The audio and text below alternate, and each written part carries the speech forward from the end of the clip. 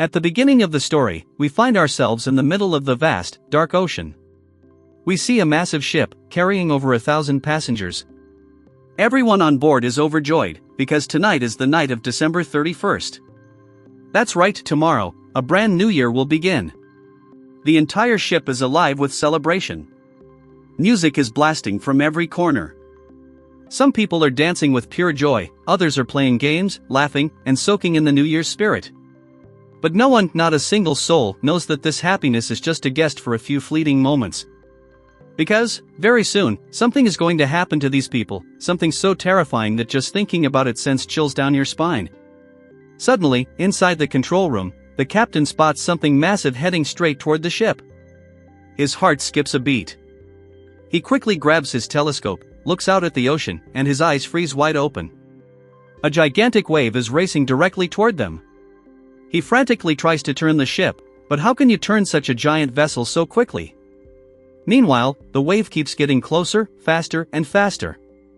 Realizing there's no escape, the captain slams the emergency button, warning everyone of the impending doom. When the passengers learn that a colossal wave is about to crash into their ship, pure chaos erupts. People start screaming and running in every direction. But there's nowhere to hide. And then, it hits. A monstrous wave smashes into the ship with unimaginable force. The impact is so violent that some people are killed instantly. The entire ship flips over, what was once the top becomes the bottom, and the floor where they were just partying becomes the ceiling. As the ship rolls, furniture, luggage, and people go flying through the air, crashing against walls. Some fall into the freezing water and drown. Others are killed in explosions caused by the destruction. Meanwhile, water floods the control room, killing every officer inside. Now, let's look inside the ship. The scene is devastating, everything is shattered, scattered, and broken. The survivors in the main hall are in deep distress, many of them have just lost their loved ones. A few moments later, a ship officer enters the hall and addresses the crowd. "I have good news and bad news," he says. "The bad news is, a massive tsunami wave has struck us, and our ship has capsized. There is no way out. Every exit is now underwater. Pause. The good news," he continues, "is that our officers sent a distress signal just minutes before the wave hit. So, please, don't panic. A rescue team is coming with helicopters. They will save us." But among the crowd is a man named Dylan. Dylan used to serve in the US Navy. And deep down, he knows the truth, they are stranded in the middle of the ocean. Rescue will take hours, maybe longer. He knows he has to do something himself. Dylan walks over to a wall map of the ship and starts searching for an escape route. But every path he finds is flooded. Still, he doesn't lose hope. He approaches a dead body, searches its pockets, and takes whatever supplies he can find. Just then, a little boy walks up to him and asks, "What are you doing?" Dylan replies, "I'm getting ready to get out of here." The boy shakes his head. But the officer said there's no way out. Dylan looks him in the eye. "There is one way. But I have to go up." The boy runs to his mother and tells her, "Mom, this man knows a way out." The mother approaches Dylan. "Is that true? Do you really know a way out?" Dylan nods. "Yes." At that moment, a businessman and an elderly man overhear the conversation and walk over. The old man speaks first. "I'm an architect. I know exactly how this ship was designed. And trust me, this ship was never built to float upside down. It's sinking, slowly but surely. If we don't leave soon, we will all die." Then the businessman turns to Dylan. "I want to come with you." Dylan refuses. "I work alone." The businessman insists, "No. We have to work together. If we try to escape alone, we will all die. Together, we have a chance." The others agree. Reluctantly, Dylan gives in. The businessman calls over a ship waiter and asks, "What's the shortcut to the upper decks?" The waiter hesitates. "The officer told me not to tell anyone. That route is extremely dangerous. You could die." The businessman leans in. "I will pay you double what you earn in an entire year." Just show us the way." The waiter nods. And so, the group begins their desperate climb upward. Their goal, the giant fans of the ship. That's their only hope of escape. As they make their way up, the people left behind in the hall see them climbing. The officer shouts, "Those fools are going to their deaths. Death is waiting for them up there." But what the officer doesn't realize is that the ship is sinking fast. Water is beginning to fill the hall.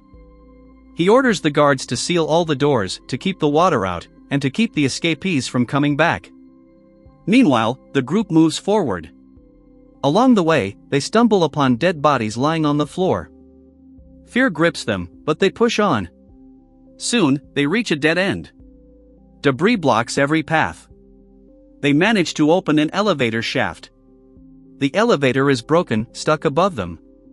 To reach the other side, they use a long iron bench as a bridge. Dylan goes first. He tries to open the door, but it won't budge. Then he spots the upper elevator door half open. With the help of the old man, Dylan climbs onto his shoulders and pulls himself up. One by one, he helps the others climb into the upper elevator. Only the old man and the waiter remain below. The waiter says, "You go first, sir." "I'll come last."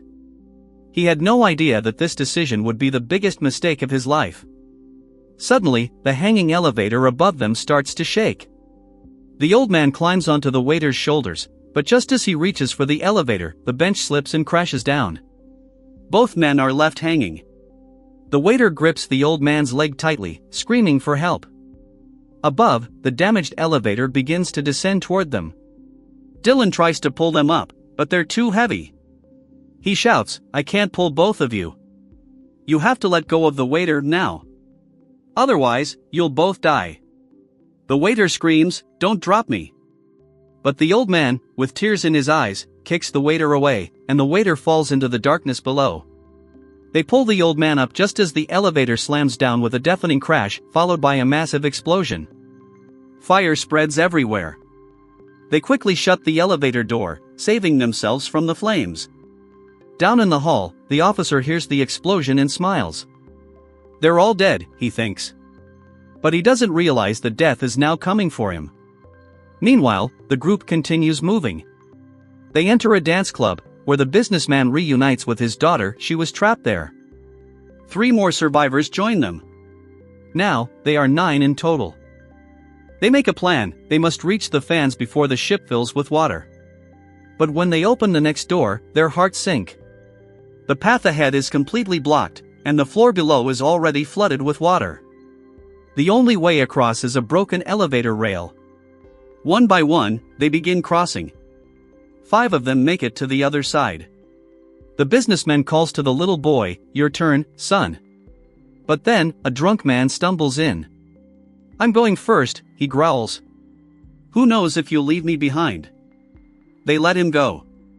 He starts crossing the rail, holding his bottle of alcohol.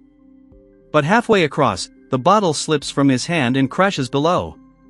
He freezes. And then, a massive engine from above breaks loose and falls right onto him. The rail snaps. The drunk man is crushed. Oil spills into the water below. Sparks ignite the oil, and a massive pillar of fire erupts. The group runs back, escaping the flames. But now, the rail is destroyed, and the water is on fire. There's no way across. Everyone despairs. But Dylan gets an idea. He ties a long pipe to an iron rod, and jumps into the water. The fire is only on the surface, so Dylan swims safely underneath, reaches the other side, and fastens the pipe to another rod. He creates a new crossing. The businessman carries the little boy on his shoulders, grabs the pipe, and swings to the other side. The group moves forward again. Back in the main hall, the water pressure against the glass windows becomes too much. Cracks begin to appear.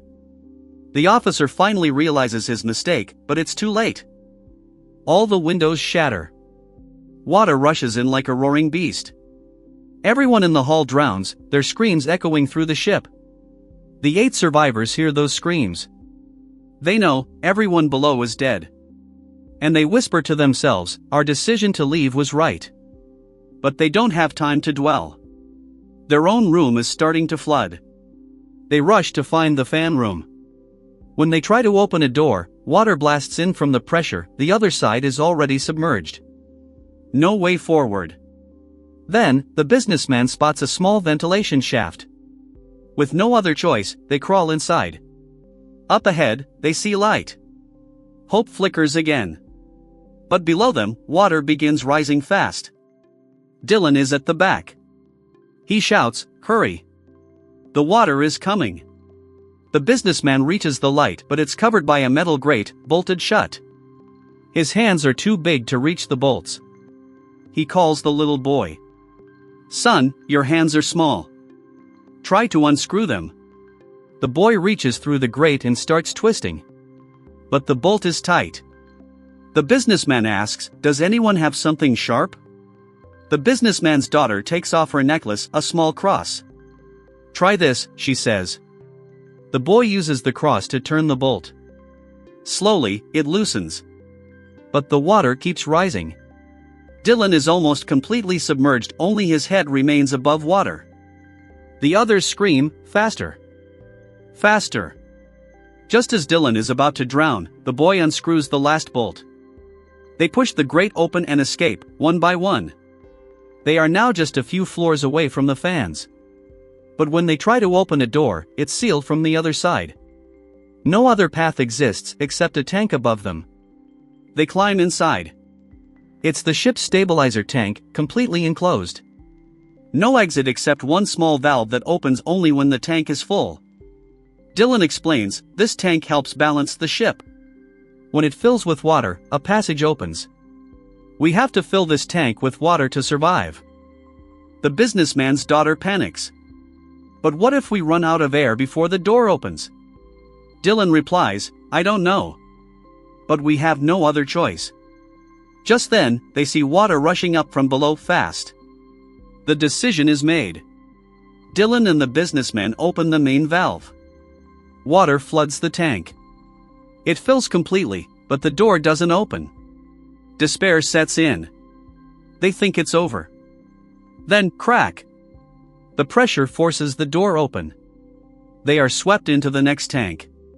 But that tank is already full of water. They must swim to the upper floor. One by one, they take deep breaths and dive under. The girl, the businessman's daughter, gets her clothes caught on a wire. She struggles, but in her panic, her head smashes against a sharp piece of metal. Blood fills the water. The old man sees her and pulls her up. But by the time she reaches the surface, she has stopped breathing. She is gone. They mourn her loss. Now, only 7 remain. They push forward and hear a voice behind some debris. "Help! We're saved," they think. They clear the debris, only to find a ringing telephone. False hope. Their hearts break again. But Dylan checks the map. "We're very close to the fans," he says. They run. And when they arrive, their world crumbles. The fan room is completely flooded. All their effort. All their struggle. Wasted. They are trapped. Death seems certain. The businessman walks up to a devastated Dylan. "Don't be sad," he says. "We are grateful to you. You tried everything. Maybe this was always our fate." Then a massive explosion rocks the bottom of the ship. The ship shakes violently. The flooded fan compartment suddenly rises above the waterline, and all the water drains out. The path is clear. They rush to the fan room. The old man opens the door, but the air pressure is so intense that the door slams into his face with brutal force. He falls. He dies instantly. The businessman enters the fan room and turns on the lights. His heart sinks again. The fans are spinning backward, sucking air in instead of blowing it out. Anyone who gets close will be pulled in and shredded. They check the map. The fans can be controlled from the control room, but it's 150 feet below, underwater. No human can hold their breath that long. The businessman says, "I have to go." His daughter's boyfriend volunteers. "No, let me go. I'm young. I'll make it." But before anyone can move, the businessman quietly slips into the water and swims away. His daughter screams and cries. Meanwhile, the mother realizes her little boy is missing. She dives into the water and finds him trapped behind a grate. She can't reach him. She surfaces, sobbing. Dylan dives down, opens the grate, and saves the boy. All three return safely. The businessman reaches the control room. He finds the switch to stop the fans, but it's broken. Despair. His breath is running out. He's about to die. And then, he sees another button. The reverse button. With his last ounce of strength, he slams it. The fans begin to spin in reverse, blowing outward. And then, the businessman goes limp. He dies underwater, sacrificing himself to save the others. Above, the group feels the wind change direction. They realize what happened. But now the fans are blowing outward with incredible force. If they get too close, they'll be sliced apart. Dylan gets an idea. If we throw large objects into the fans, we can jam them. A large gas cylinder is nearby. Dylan hurls it into the fans. The cylinder crashes into the blades, a massive explosion. Fire erupts everywhere. When the flames die down, the fan stops. They've done it. They climb toward the edge of the ship. The businessman's daughter waits for her father. Her boyfriend gently tells her, "Your father is gone.